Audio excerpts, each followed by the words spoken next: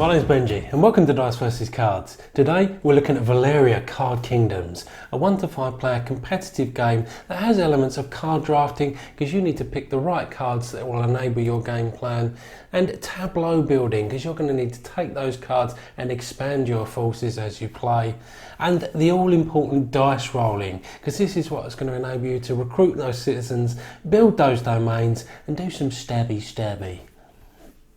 So you play as dukes and duchesses that are looking to try and pick up the slack from your aging king, who's now no longer able to defend the kingdom. So let's see how this plays and whether this could be the next game for you.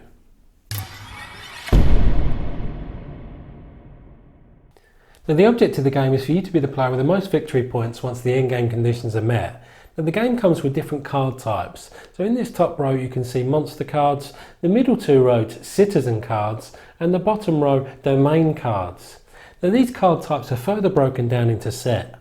So to set up the communal area in this 2 to 4 player example, you need to randomly draw and place face up in the top row 5 monster sets. Now each set will also need to be sorted in ascending order of combined strength, which can be found in red on the left hand side, and magic, if it were there, can be found in blue. Now the weakest creature needs to go on the top and the strongest on the bottom. Now to populate both citizen rows, I need to refer you to the activation number that's found in the top left hand corner of each card. Now this activation number is going to be referenced whenever we roll dice throughout the game. So suffice to say, the 10 citizen cards you place in the marketplace need to have one of each activation number, and the rulebook will helpfully suggest how you can populate the citizens and the monsters for your first game.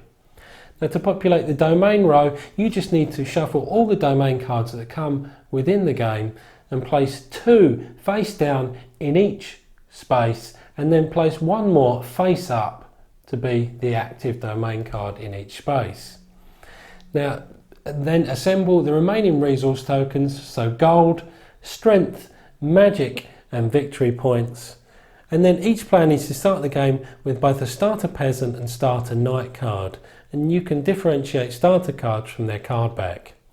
Each player will also start with 2 gold and 1 magic, and you'll also deal 2 duke or duchess cards to each player, and these will provide overriding objectives that will be kept secret for all of your opponents until the endgame scoring, but suffice to say, you need to pick one of these and discard the other. So each player turn is broken down into 4 phases, and after you randomly select the first active player, they're going to roll both dice. You then move swiftly on to the harvest phase. Now this is where each player is going to collect some resources throughout the game. So this is where we need to refer to the activation number in the top left hand corner of our citizen cards. Now at the start you only have the peasant and the knight to play with, but here you're going to collect resources from any citizen you've recruited with the activation number 2, 6 or the combined number of the dice you rolled, in this example 8. So here it's only the knight that's going to fulfill that criteria for each player. So this is where the active player will take the number of resources found in the bottom left hand corner, here 1 strength token, and all non-active players will collect the number of resources equal to the number in the bottom right hand corner, similarly 1 strength token.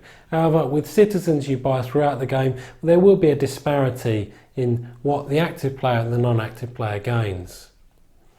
If none of the activation numbers are rolled on the 2 dice or the combined number of those, you simply get to choose 1 resource of any type you desire. Play then proceeds to the action phase, and this is where the active player takes 2 actions from the following choices. They can recruit a citizen by spending gold equal to the number found to the left of the citizen name. However, most of these also have a plus symbol next to the number, and that means it's the base number of gold plus the number of that citizen that have already been recruited. So in this example with the cleric, it will cost you 3 gold the first time you recruit, 4 gold the next time you recruit, 5 gold, and so on and so on. You can slay a monster, and to do so you spend a number of strength tokens in red and or magic tokens that could be found in blue equal to the number found on the left of the card. Now, at this point it's worth noting that magic resources can also be used to augment both gold purchases and strength tokens in combat.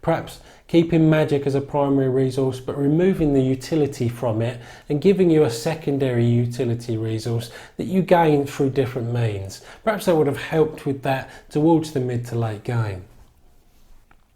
So in terms of the look and feel and theme of the game, well, this one's a real looker. It has such an attractive set of cardboard, plastic and wooden components. This really does tick almost every box you would expect for it to be a real attention grabber when you see it on the shelf.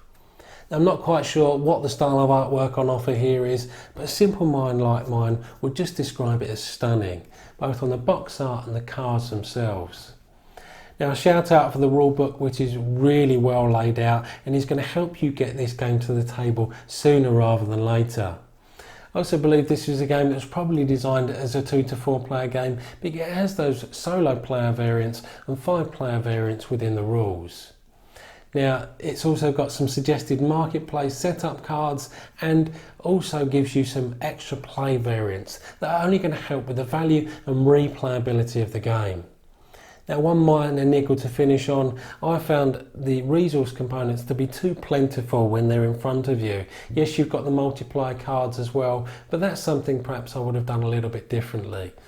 That, however, is a minor niggle, and with all that being said, Dice vs Cards are going to give a final score to this beautifully crafted game of 8 out of 10. This is one that I could heartily recommend to you all. So that's it from me. I'll see you next time.